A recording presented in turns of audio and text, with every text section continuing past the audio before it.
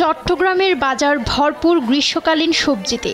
বন্দরনগরীর সবচেয়ে বড় পাইকারি বাজার রিয়াজউদ্দিন বাজারে অনেকটা পানির দরে বিক্রি হচ্ছে সবজি। তবে পাইকারির চেয়ে কয়েক গুণ বেশি দামে সবজি বিক্রি করছেন খুচরা বিক্রেতারা। সবজির পাশাপাশি চট্টগ্রামে দাম কমেছে মুরগিরও। তবে কোরবানির ঈদ উপলক্ষে দাম বেড়েছে গরম মশলার। মালাস টালাস জিরা ওগুলা সব তো বাইরের আমদানিকৃত মাল, তো ওই সুবাদে মনে করে ওই আপনার আইপির একটা ব্যাপার স্যাপার আছে, আপনার অনুমোদনের ব্যাপার স্যাপার আছে, তারপর ডলারের একটা ব্যাপার আছে। সর্বদিক দিয়ে মিলে মশলার দাম একটু ঊর্ধ্বগতি। নেত্রকোনায় স্বস্তি রয়েছে সবজির বাজারে। আলু, পটল, টমেটো, করলা সহ প্রায় সব সবজিই মিলছে 20 থেকে 30 টাকা কেজি দরে। গেল সপ্তাহের তুলনায় কেজিতে 30 টাকা কমেছে ব্রয়লার মুরগির দামও।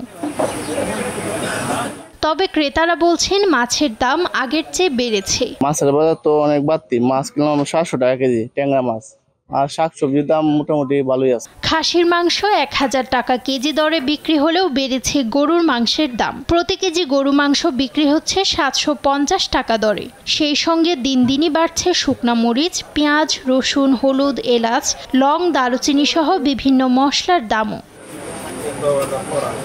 জয়পুরহাটে সবজির পাইকারি বাজারে দাম কম, হাত বদল হয়ে খুচরা বাজারে দাম বেড়ে যায় কয়েক গুণ। এই পরিস্থিতি নিয়ন্ত্রণে বাজার মনিটরিংয়ের দাবি জানিয়েছেন ক্রেতারা।